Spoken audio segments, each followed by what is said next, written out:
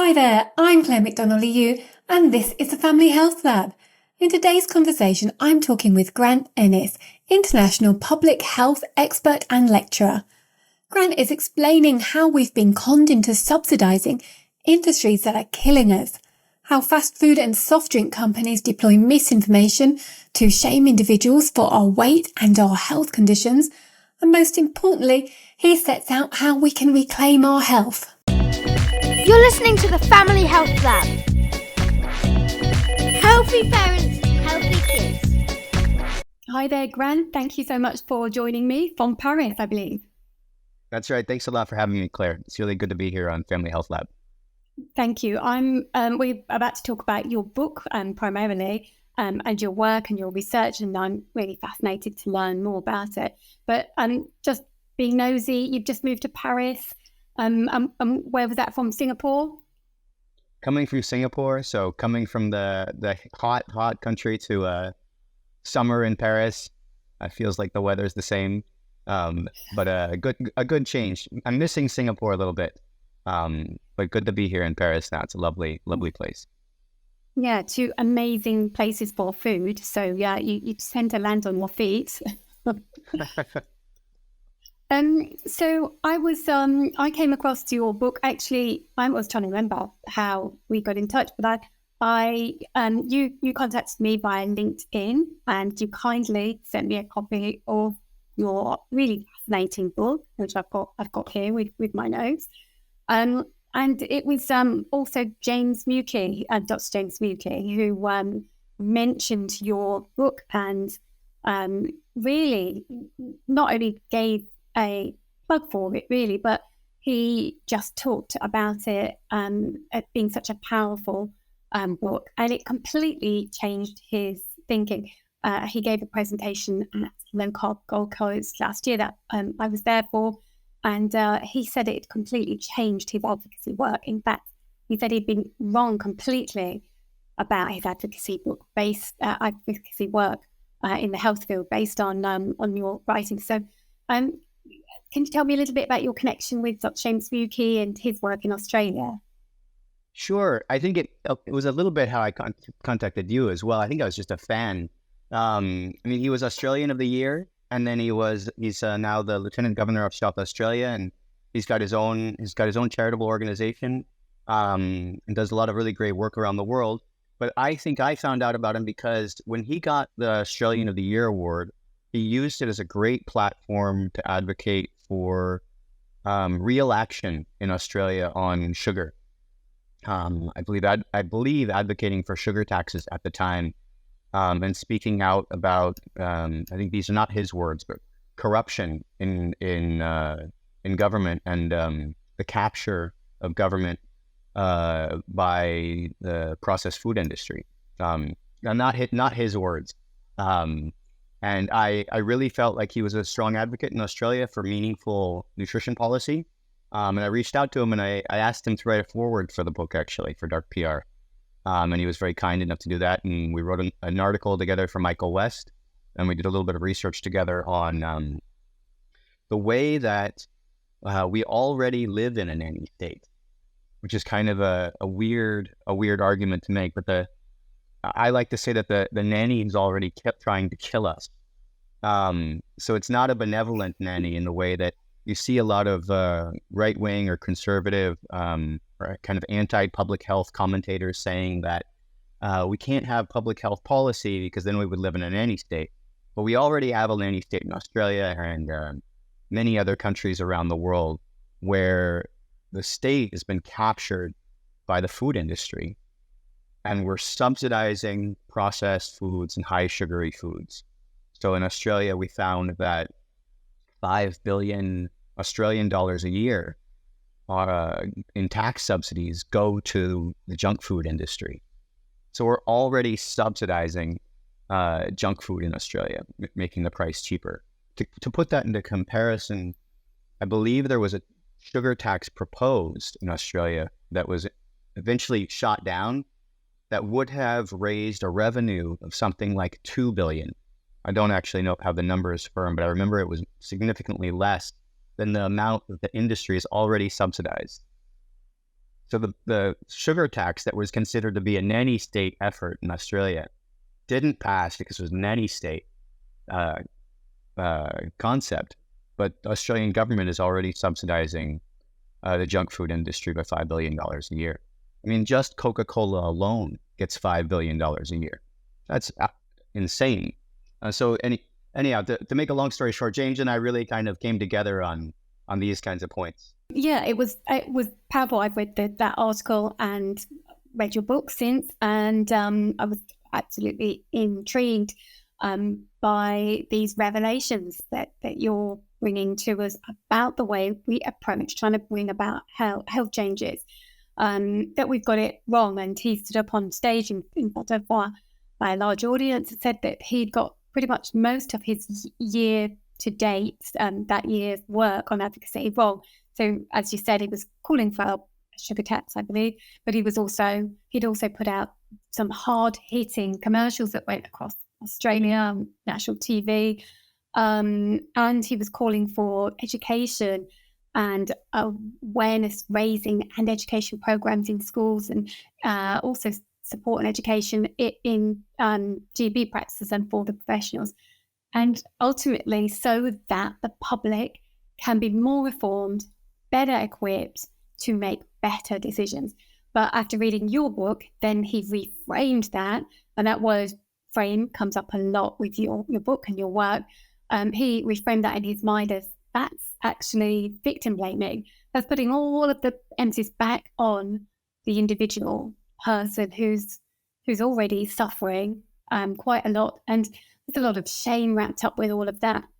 And there's also willpower, but fighting against quite a big system and infrastructure that's all set against you, but giving you more information as a person because you've got it wrong so far. So yeah, that was an eye opener for me. So the premise of your book is a bold premise. It's really quite strong. Is that we as citizens are paying for industries, propping them up, we're funding them in a number of different ways, which I hope you'll enlighten me more about. But we're propping up industries that are killing us and killing, our loved ones and really harming them. So before we get to nanny state claims about actions, then we should be going back and making this more aware, making ourselves more aware of these problems, and then taking these subsidies away. So what initially got you interested? I know you talk a bit about your travel. You've had a really interesting life by the sounds of it, living in lots of different countries. And I think you mentioned being in Syria and seeing insulin in fridges. Was it experiences like that inspired you to put this work together, this research, and put this book out? Well, I think I used the Syria example of state subsidies to the sugar industry and then the resulting diabetes epidemic there, just to underscore that at the time I didn't know about it. I think diabetes and the food environment around us is really something very difficult to imagine that we have control over, because the food around us is shaped by political choices. These things they seem so invisible. Most people don't understand why the supermarket near them or the shop has the food items on the shelves that it does, and why are those items priced the way they're priced. The reason is politics, and that's not really always clear to everybody. And I use the Syria example of the Syrian government subsidizing sugar industry and unhealthy foods, and then a resulting diabetes epidemic there, to underscore that from my personal life, having seen a lot of diabetes in my work in the Middle East. But I really came out at this from the perspective of I wanted to show or look into and then show how these arguments that the fossil fuel industry, big tobacco, automobile industry, the road industry, sugar industry, processed food industry, how these arguments and frames are all the same. These companies, these industries are all hiring the same public relations firms, and then these firms are giving the same advice. And I kind of reverse engineered in my book and in my research a playbook of 9, what I call 9 devious frames for how these corporations are manipulating the discussions around us to obscure the fact that we are really subsidizing global warming, we're subsidizing diabetes, we're subsidizing road death, we're subsidizing quite a large number of policy problems. And then corporate PR reframes these problems as, health individualism is one thing we often see. It's like you yourself are to blame. And I really wanted to get us away from that. I find that to be a really horrific narrative, that people live in a food environment, like the as I was saying, the shops around them that are just have bad food on their shelves, which is there because of political decisions. People eat the foods around them, and then they get sick. But they themselves, as individuals, are blamed by industry and government supported by industry for something that's completely outside of their control. People don't have diabetes because they are lazy. People don't suffer from any number of diet-related health conditions because they're lacking willpower. They suffer from these things because the environment around them provides the food that it does at the prices that it does. And I think James, I think James was saying that he was wrong in one way. Sugar taxes definitely work. I don't think he was wrong about that at all. But he felt that he was wrong after reading my book about approaches that keep the focus on the individual. And these kinds of narratives, be them education, labeling practices, focus on improving marketing, or mass media campaigns, that these kinds of efforts keep the focus on the individual, and the evidence doesn't show that they end up changing behavior. So neither do they really solve the underlying problem. I think there's a really good effort there to raise awareness about what's going on here, but by keeping the frame of these kinds of efforts on the individual, we end up sidelining the fact that we've made political decisions that have given us the food environment around us. You go to rich people neighborhoods, and you'll go to the nearest supermarket, and you'll see healthy food on the shelves. And you go to poor people neighborhoods, which I'm putting it very reductively. It's not like a nice way of calling these neighborhoods, but then and you'll find much less healthy food on the shelves. Subsidized junk food. But yeah, I had a role in the UK, a health-related role, and it was really eye-opening. I travelled around. My particular area was the Midlands of England, but then I was also responsible as well for the north, east, and then the northwest of England at one stage. And so I was traveling to different areas that, and demographics, completely different demographics.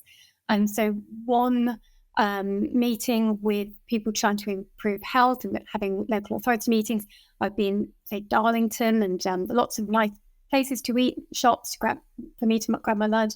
And then the next time I was in Redcar or Wigan or Preston, different areas of northern England. I remember Redcar particularly, I was, the most overweight people I'd seen in one area. I remember at the end of the meeting with the local authority, I was like, where can I grab some lunch? They're like, what would you like? I was thinking, a salad, something like that.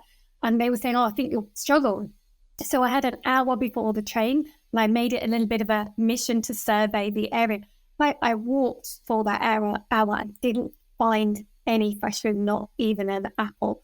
Then it really, so no salad for me. But there was so much fast food and so much hot kind of different, junk food, burgers, chips, fries, all of that. and loads of confectionery and all of, and was even in the centre of town. There was even shops that sold. I hadn't seen this in the centre of town before. Just sold piles of frozen food, like ready meals. The whole thing was stacked just with, so what you're saying about the environment being really stacked against people is really interesting. On LinkedIn, I posted recently, every now and again, I post something that I find interesting, and other people comment, and that it's a great place for sharing this kind of information. It was about a bill in Australia to cut junk food advertising aimed at children. And always when I post something like that, I was going to tag you actually, Grant, the posts and the comments, maybe around 50% are, what about the parents taking responsibility? This is a personal responsibility issue. Parents should step up, so it's back to that nanny state. There's a few things I'm wondering. I'm just using this podcast tool to really pick your brain to try and get more and more to the heart of these matters, really. But yeah, so what are your thoughts on why we as a public, an educated public, professionals, why are we perpetuating it's individual responsibility, it's parents' responsibility, away from the corporates taking responsibility and not targeting children? Well, I think one thing that's rather disturbing that I found looking into the public health research on nutrition was the amount of public health nutrition research funded by the junk food industry. The public health community, and I think most people in the community wouldn't really dispute this, it's saturated by research funded by Coca-Cola, funded by other junk food industry corporations. You have universities, NGOs, researchers themselves who are publishing year after year research with convenient findings, that these health individualistic approaches really work.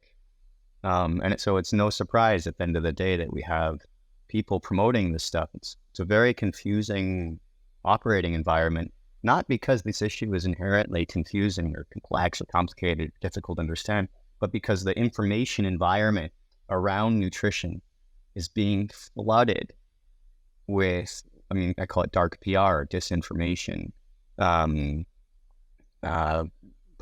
bad research that has done with a significant conflict of interest that's finding results that are very convenient for industry. And then this research is then used to support politicians' efforts, politicians whose campaigns are funded by industry coalitions that generally include or are connected to food industry stakeholders. A lot of research has been done, I believe, in Australia, especially looking at the way that government agencies and nutrition panels are staffed by people with current and former ties to the junk food industry.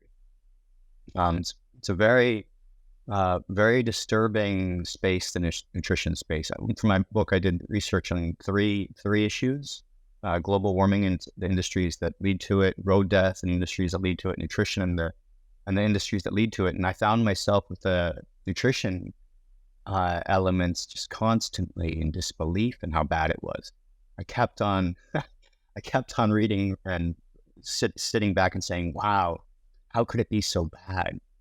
And many people have said that, like, the sugar industry and its subsequent connected kind of junk food industries is one of the oldest industries to really capture government. The history of sugar goes back to, modern sugar consumption. The drive to push it around the world really comes from slavery. Slavery made sugar consumption possible.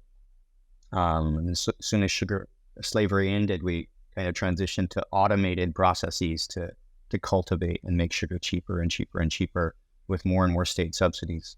And people used to consume, way less than a kilo a year of sugar.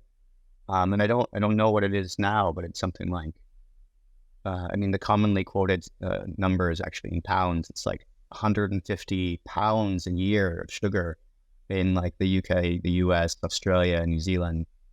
That's an incredible amount of sugar for people to be consuming their entire body weight in sugar annually. And we didn't used to. It's not like something normal to the human diet. And it's not because of personal responsibility. We didn't all just develop a sweet tooth overnight. It's our environment became saturated by very cheap sugar over the last 100 years. Yes, and that's being replicated. I mean, that's what your book is showing, that it's a cross-industry, cross-sector playbook. So these rules that from the sugar industry have also been used by other areas, and they're using the same frames. So seed oils, I was talking recently to Dr. Chris Kenobi, and he talked to Nina Teicholz about this issue of seed oils were not in the human food chain. They are not a natural, but they're far from a natural product. They're produced with petrochemicals in the most industrial processing you could think of. It's horrendous product. And nobody wanted that when that first came to market. But the marketeers went to their rule book, their playbook, and they changed the name, changed the way the product looked. They used different branding. They started cutting it into foods, and they phenomenally shifted it, so that now it's a major part of the food chain. And we see that with so many processed foods. But you were talking about the corruption there and the conflicts of interest, and the corporates like Kellogg's and Coca-Cola, PepsiCo, Unilever sponsoring studies, so sponsoring university departments, sponsoring dietitian meetings and dietitian conferences, and funding universities to undertake research.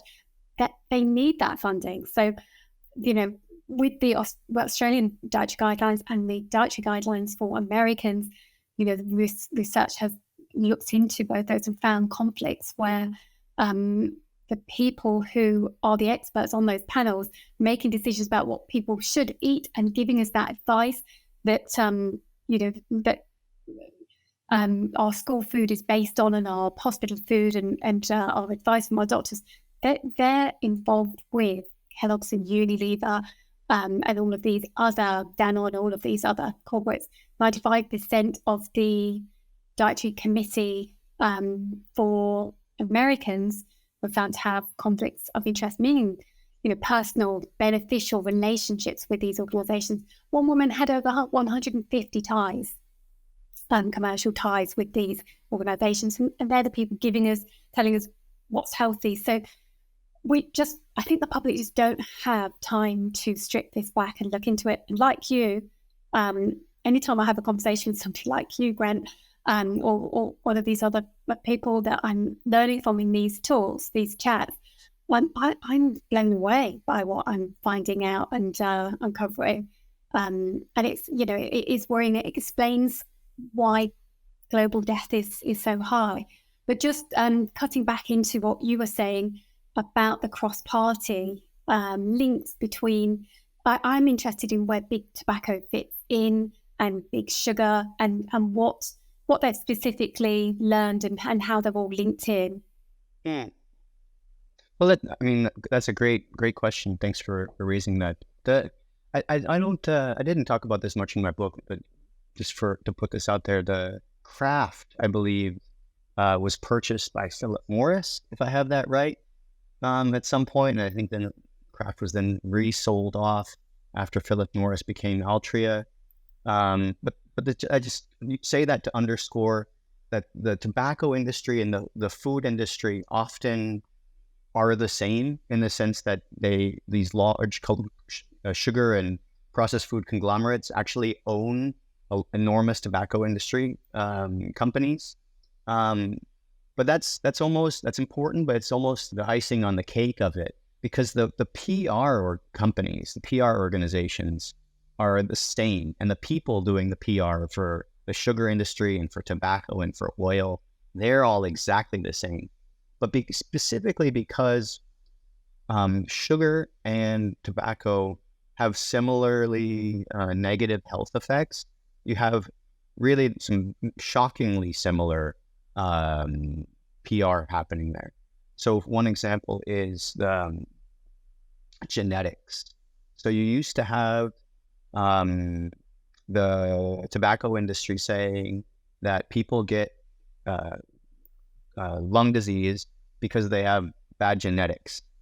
And they were just promoting this idea that, this is caused by genetics. It's not tobacco. Some people are just more predisposed to getting lung disease. The tobacco industry called this the constitutional hypothesis, for a weird reason I'm not gonna get into.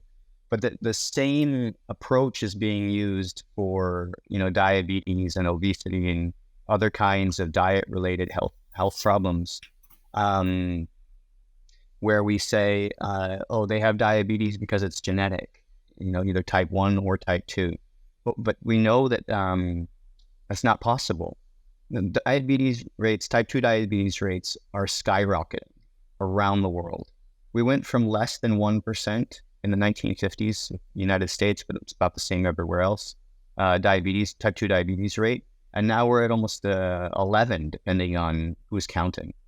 The same goes for Germany. China went from essentially zero diabetes in the early 80s to now also around 10%. Germany, the same. It's not possible. Our genetics are not changing in this very short time frame. We're not mutating into people that have diabetes. And then type 1 diabetes, if a mother is living in a toxic food environment, high in sugar, while gestating, the baby is more likely to have type 1 diabetes. So again, type 1 diabetes is being caused by the mother living in a unhealthy food environment. I should say that other way around. A toxic food environment being around the mother. It's not the mother's fault. But to continue to drive down this narrative that it's genetic makes it seem like we can't do anything about it. It's fantastic. It's a really great narrative for distracting from food environment. So it's another of these narratives, and that I'm trying to, as I'm reading information, I'm reading, say, a report or some evidence or an article, or contemplating a ban or a tax, I'm trying to consider your frame. So it's narratives that are commonplace and and go across these sectors. So I'm continuing to try to learn this. This is really, really fascinating to me. The genetics thing is or cause that particular narrative that, again, going back to America, we've heard probably quite little in the media about obesity. And then recently with the new pharmaceutical injectable drugs, we've had a huge interest, and we've had one of the members of the Dutch Guidelines for America committee, and she's an obesity expert, one of the top experts in the whole of America, and she's come out and said it's diabetes and obesity, or particularly obesity, is a genetic problem. Really, she does stand to gain financially quite a significant amount of money. So conflicted, but that is a very strong narrative that's going across America and around the world. But that, I'd like to bring that back into your book and your research, and these, you call them the 9 devious frames. So it'd be really good to talk through those with some examples, if that's okay. That'd be quite cool. There's all these great photos of advertisements where the industry says, like, sugar is good for you. Either it will help your hair grow, or it's overall good for you. There's a website run by the Indian sugar industry called meeta.org, meetha.org, and it's run by the Indian Sugar Mills Association. It's just all about how great sugar is, how good it is for you, how it's a source of health and good life.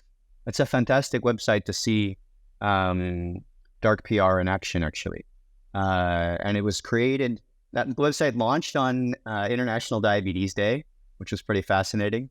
And it was launched because the Indian government had subsidized sugar so much that they ended up with an enormous glut of sugar, and they didn't know what to do with it. They were trying to promote more sugar consumption domestically in India. But that's just a more modern example. The history of the sugar industry saying that it'll cure disease and sugar is great for us goes way back, and there's some really fascinating advertisements showing that. Then you have normalization. You have Burger King promoting fat acceptance. I love body positivity and fat acceptance. These kinds of things, especially as I'll talk about in a moment. Victim blaming is horrible. It is not the problem of the individual or the fault of the individual that they're suffering from a health problem. No argument from me. But industry is capturing the body positivity narrative to promote the idea that it's okay to be unhealthy. And that's very disturbing. And that's a frame I call normalization. And you see quite a lot of that. I show some examples of industry doing that in my book. Yeah, that's a tough one because I think people are rightly sensitive to that subject because people that are suffering from diet-related health conditions are attacked. There's stigma against people that are diagnosed with obesity. There's discrimination against them. It's unjust. It's really messed up. So that's quite a sensitive one. That is a sensitive one. At the conference, the Gold Coast conference I mentioned, I spoke to two gentlemen. One was a speaker at the event with his personal story of losing weight. He was obese or morbidly obese and had got down to a healthy body weight, and he was very, very happy with his low-carb lifestyle and looking great and an advocate for it. But outside of the talk, we were talking, he and this other chap in the group, they were giving examples of that stigma that you were talking about and discrimination. And, it's not until somebody gives their personal account that it really drives home what that actually felt like and meant. I passed over for job promotions. One of them described how he was never invited to the work gatherings, and there was all these meetups after work, and he was sidelined, and they were both sidelined for job promotions. There were jokes about them at their expense, as though they were inferior humans, until they lost the weight. So, yeah, just on that point that you made, just to talk about that stigma. I don't think any other health condition suffers from this kind of level of stigma. It's just awful. And from the medical professionals, I have a number of medical professionals have admitted to feeling like because of this world that we live in, with this information and misinformation and these powerful narratives that you're enlightening us towards, they felt that their patient was lying to them, that they weren't trying hard enough, that they were sneaking kind of bags of biscuits or extra fast food, and they weren't telling them about it. They did blame and shame their patients. So yeah, a strong point. So we're strong on that one, but also we should be aware that the corporates that stand to profit are behind some of these very, very high profile body positive campaigns where they're normalizing larger body size.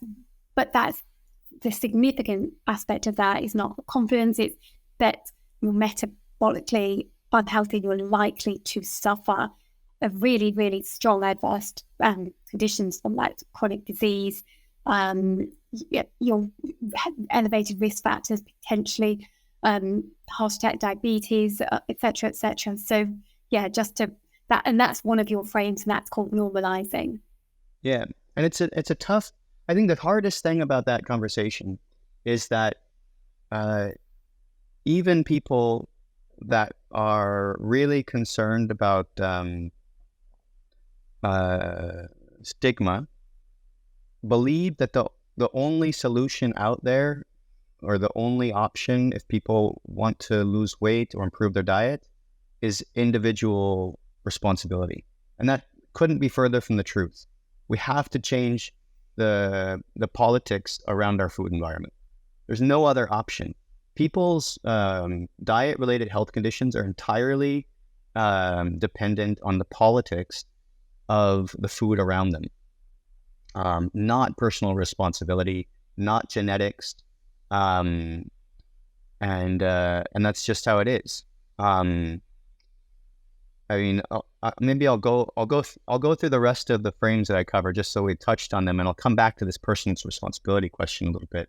But I mean, the other framing from industry that we've seen for quite a while is the idea that we could lose weight with exercise, physical activity, which is, you know, promoted by Coca-Cola every time they sponsor the Olympics. Since like 1928 or something like that, we've had the junk food industry supporting the Olympics and promoting this idea that you don't need to eat less, you just need to exercise more. This is oftentimes called the balance narrative.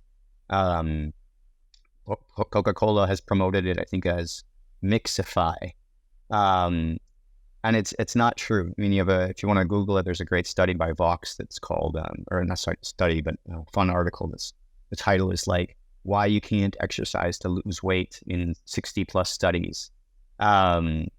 It's a fantastic narrative from shifting the discussion away from the food environment and towards physical activity, which is obviously in the interest of the food industry. Magic solutions, is that the frame that you would that one I call a silver boomerang, because the tendency tends to be that if you exercise more, you end up getting hungry, and then you end up eating more. I think almost every human being has experienced that. You get hungry when you work out. So it's not actually clear if that is entirely the mechanism that's working behind why exercise over a population doesn't lead to weight loss. But it definitely makes intuitive sense that it's likely something like that. There's also the low carb community have got a lot of information, talks on why, as it's often framed, you can't outrun a bad diet. But not to dive too far into that moment, but that solution that's offered up by the corporations isn't a real solution. And you know, with 2/3 of many westernized populations overweight or obese, you know, we can see that hasn't worked. Yeah, it's just as Australia as an example, it's not like 50 years ago every Australian went to the gym 3 hours a day, and now they don't. That doesn't make any sense. I think that's a very harmful framing, shifting things away from the food environment. And then I mentioned genetics, and then the other one that's getting a lot of press recently is what I call the treatment frame, and this is trying to solve health conditions that are preventable, not by preventing them by removing the political decisions, like subsidizing junk food, but instead by providing pills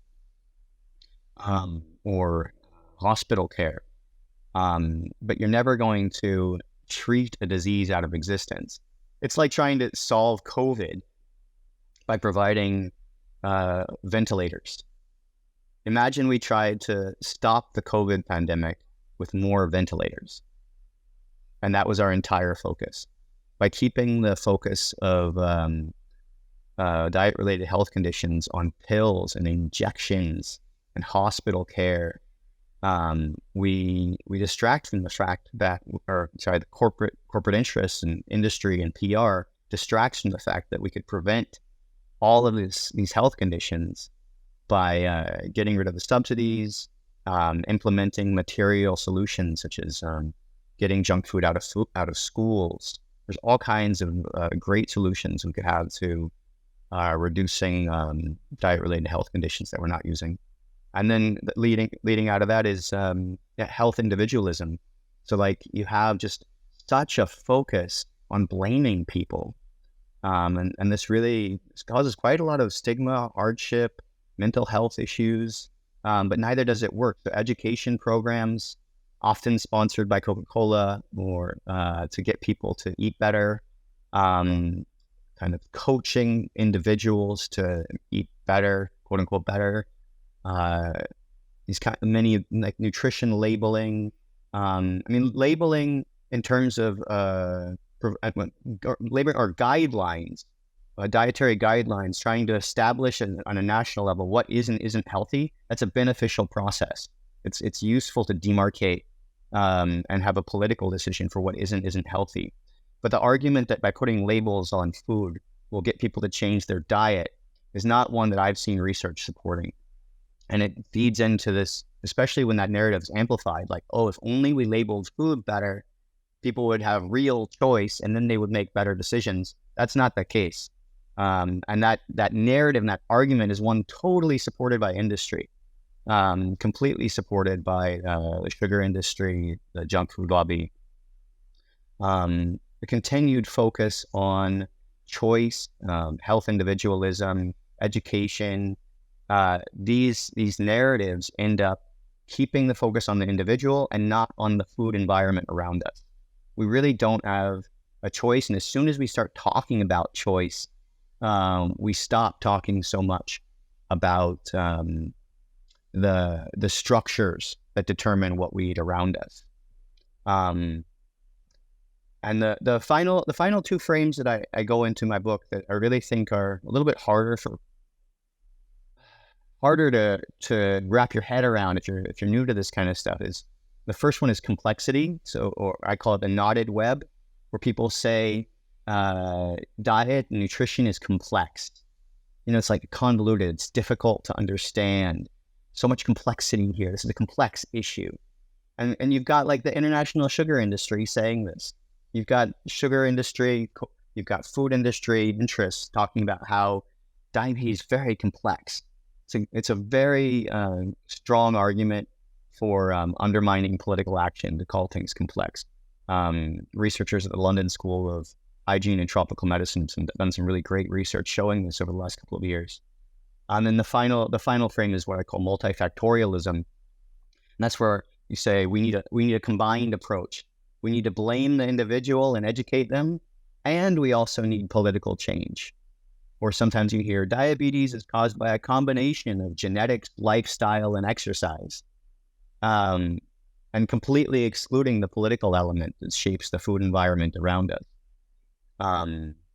But it's not a combination of lies. The truth is not a combination of lies. The truth is much more clear and straightforward than that. But the argument that things that don't work, when we combine them together, we'll get some kind of solution, and this is just very good industry framing. And it comes from the tobacco industry. The Roper proposal in the early 1970s is this leaked document from the tobacco industry, from the Roper PR firm to, I believe, Philip Morris, the American Tobacco Company, I can't remember, that specifically says this whole effort to deny the effects of tobacco is as a source of ill health is not going to work forever. We need to try a new strategy. We need to try the multifactorial strategy and say that tobacco-related disease is caused by a combination of risk factors. I mean, we've got the smoking gun documents behind this PR strategy. But this one continues to be one that I think is very commonplace since the Roper proposal came out in the 1970s, 1980s, 1990s, and now we're seeing a lot of this argument. Everything is multifactorial. This problem has a number of solutions and a number of causes. We need a combined approach. And I think people don't realize that they're actually replicating tobacco industry arguments by saying that. No, I don't. I really don't think that we do. I don't think that people would guess that's so pervasive and it's affecting them.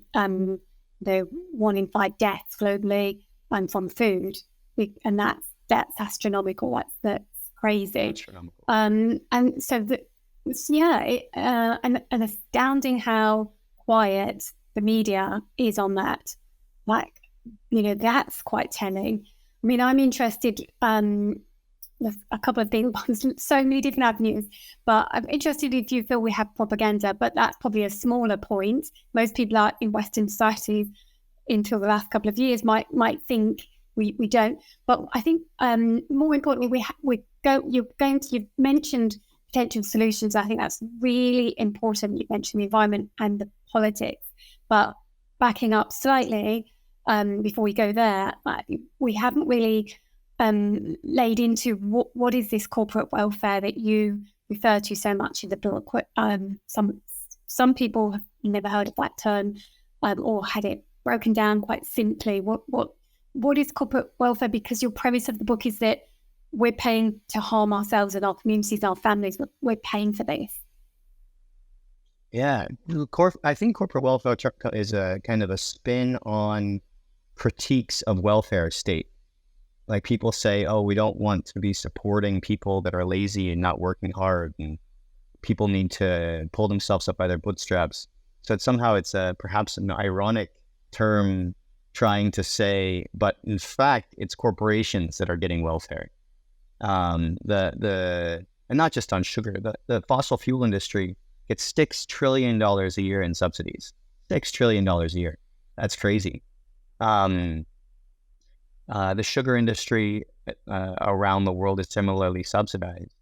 Australia alone, we did a back of the envelope calculation just looking at 2021 tax records and found that tax subsidies to Australian junk food producers was $5 billion a year.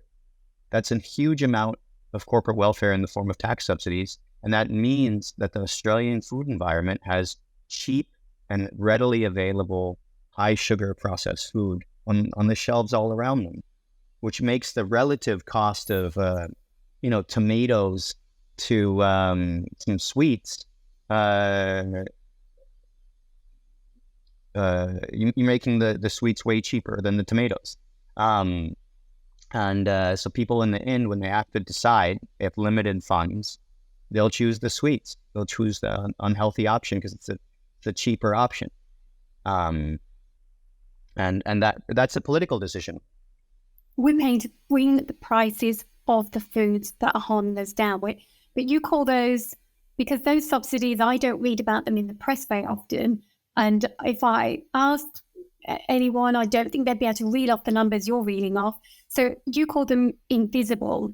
So how are they? Is it a blanket tax or a subsidy, or how are they receiving that money? Well, you have these firms that are helping these large corporations to deduct things from their taxes. And not only are they helping these firms to deduct things from their taxes, these firms are helping these companies to lobby for more tax deductions in public policy. And then they're getting these tax deductions. So if we think like Coca-Cola, their taxable income in 2021 was $3.5 billion in Australia. Sorry, their total income, $3.5 billion. After their write-off, they only had a taxable income of $65 million. How do you go from $3.5 billion total income to $65 million taxable income? You've got very good accountants, and you've done a great job lobbying for tax policy that gives you lots of write-offs. So in the end, the total tax paid by Coca-Cola on their overall income is 0.5%. That's crazy. That's crazy. You've got the Retail Food Group Limited in Australia paid zero tax. They're a completely unprofitable company in Australia, apparently. Muki Sugar Limited, zero tax. Tully Sugar Limited, zero tax in Australia on $150 million. So they're very clearly using the tax law to their advantage, which is their right to do. It's not these companies that are doing something malicious. They are just following the law as it's written. But they are also influencing that law to get these policies. One of the policies that exists is you can deduct your advertising expenses as an operating cost. So the propaganda that we're receiving that says that to lose weight we need to exercise more, that diabetes is caused by genetics, that it's our fault if we are suffering from the diet-related health condition. This propaganda is tax subsidized. It's completely, you can spend as much money as you want as a company and write it all off as an operating expense. That shouldn't be the case. It really shouldn't be the case that the propaganda that is influencing our public policy is subsidized by the citizens being deceived by that narrative, by that propaganda effort.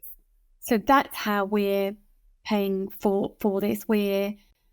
They're getting away with so much. They're getting all of these incentives and subsidies of all sorts of different names, which then is a self-perpetuating cycle, because then they can lobby, they can potentially get politicians in that work well with the corporates, and get more policies that are favourable, which is what we have, which is back to the food environment being stacked against you being political decisions.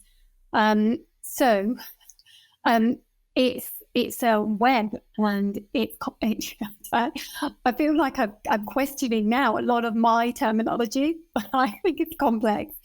So I'm really interested in, because you do point out that some of the strategies and some of the well-meaning advocacy and the activism around the globe and different organizations, we're misstepping, really. We're missing an opportunity.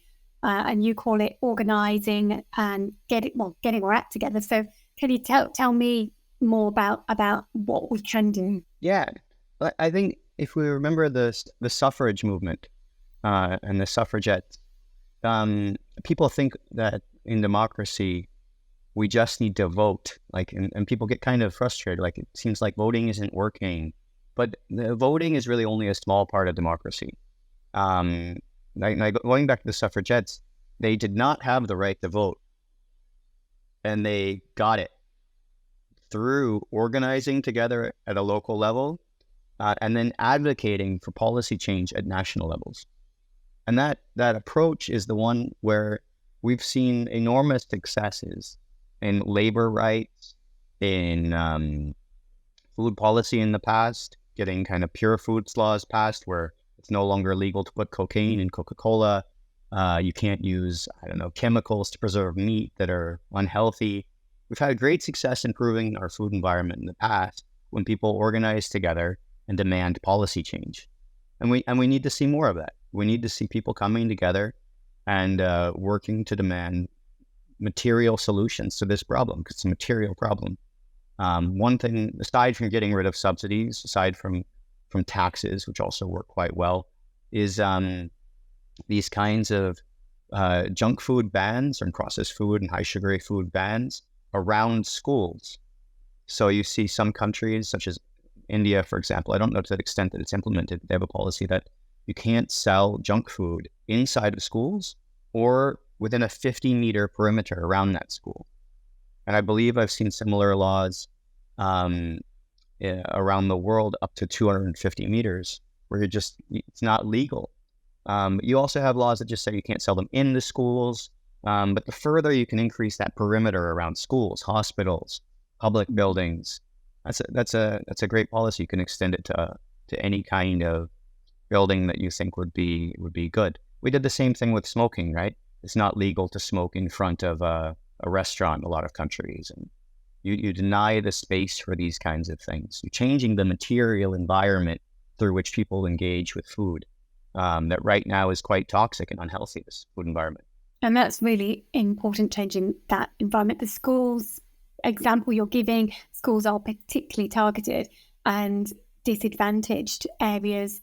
There's different research from different countries showing that generally there's an increase in the number of fast food restaurants and junk food and sweets and chocolates and cakes and all of that around schools. So they're being targeted. So pushing that, and the marketing to children works. They say, hundreds of adverts on way to school that they're really targeted. So pushing those type of actions work.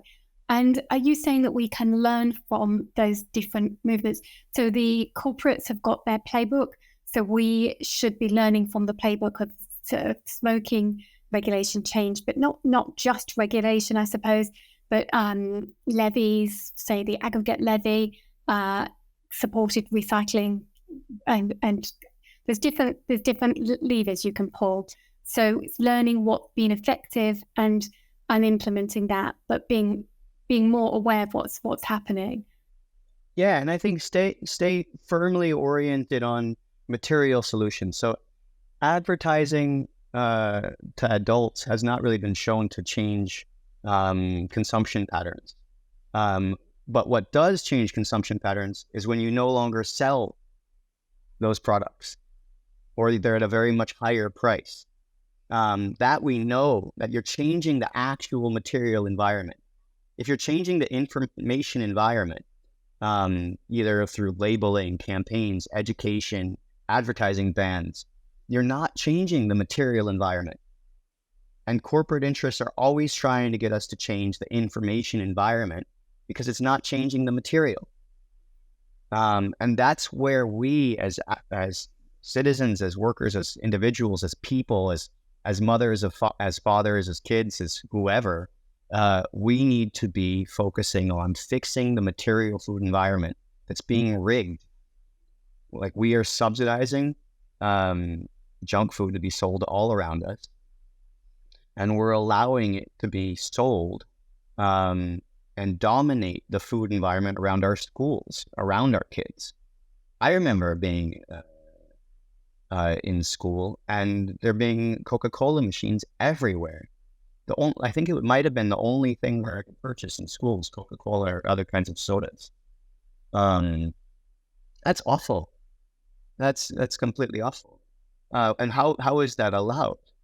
That doesn't make any sense. If we're trying to encourage healthy nutrition, and we're trying to blame kids for being unhealthy by educating them in Coca-Cola sponsored class nutrition education programs, and then they walk into the hallway and can buy Coca-Cola. That's ridiculous. You need to we need to stop focusing on the information, the education, the media space, and really think about the tangible material food environment around us, the prices of things, and where and when it's available. So the rigged infrastructure, we need to be focusing on, what do you call it, back engineering the problem, learning from the playbook and reverse engineering what's been happening to our food environment and our policies. So that takes a lot of rethinking, because I think a lot of us would go for the awareness raising, the education programming in the schools, providing alternatives. But yeah, so this takes a bit of rethinking. And as I've said, I'm part of a small group in Australia who are coming together and supporting some organisations as well that are in the UK and in America, very much involved in trying to influence change. And I think, I know, Grant, we're definitely falling into the tinkering around the edges, and a lot of our work has been around education and awareness raising. So yeah, I've got work to do. I've read your book once and going through it again, but yeah, I'm really keen to continue to learn and improve our impact on this. Great, I'm glad to hear that. I think one thing that I don't talk about enough is that this perspective is actually one of very deep empathy. By choosing to say it's not the fault of the victim and not to imply it in the slightest, we are really coming at this from a perspective of justice, of empathy, of love for our fellow person. And I think that's a nice way of explaining it that I should probably use more. All of these other, as you said, tinkering around the edges solutions, directly or indirectly, are blaming people for something there's so much stigma around. And I think that by shifting the focus away from people, away from education, away from all this stuff that we don't know doesn't work, and towards like having solidarity with people suffering as victims, or who used to be victims, or who have died perhaps, and joining with them to advocate for policy change, we're really doing something from a position of empathy and of justice. And I think it's I think we can make this very persuasive. Hopefully I can learn from you in how you end up doing that, Claire. Well, yes, we'll definitely stay in touch, and I'll keep you in the loop, and I'm sure we'll have questions for you as well. Just again, back to your motivation. I know this work has pulled together your work over different industries in different countries, and you touched on earlier the insulin, the diabetes, and noticing the framing, noticing the narrative didn't work, things didn't stack up. But personally, it's for personal motivation for you, because in your book, sometimes you come across as quite angry over this issue and impatient for for us to start organizing in a better way to make an impact. And you seem to come across that way. So yeah, it's a personal motivation as well. Definitely. I mean, I started out in my career, in some ways at least, working on environmental issues, and I got very frustrated by the focus on the individual and the carbon footprint, which we now know the carbon footprint was essentially invented by British Petroleum. This individualized approach to environmental issues, and when I was working on trying to organize and fight for the environment, people kept on telling me we need to do both. We need to be recycling, which is something that was created by the bottle industry and Coca-Cola in the 50s, which it's useless and harmful distraction. And we also need to be fighting for political change. We need to focus on our carbon footprint and fight for political change. And we know that argument leads to people only focusing on their carbon footprint and not fighting for political change. The research is really solid on it. And I did become quite angry over the years. And I tried to edit that out of the book, but I think it still comes through. That I think we really need to treat political issues as political issues, and there's no need to make it sound as if it's complex or complicated. It's actually quite straightforward, and I think the more we can focus on that, the better. And I definitely come at that from a very personal perspective of working on these kinds of things for quite a while. Well, thank you for your work and the book and sharing the book with me. And I want to keep in touch, and I'm sure I'll be running things by you. But just to close, I'll put a link to your book. And is there any other links? Where can people find you and find out more about your work? Well, thanks a lot, Claire. It's been a pleasure to talk with you today. I think they can find me on at Ennis Grant on Twitter, or on LinkedIn as Grant Ennis. And they can find my book either on Amazon or wherever books are sold, or from the publisher Daraja Press, which I believe is darajapress.com. Wonderful. Thanks for your time, Grant. Lovely to talk to you. Thanks a lot, Claire. Thank you for watching. If you like this video, please make sure to subscribe. This really helps us to be able to create more content.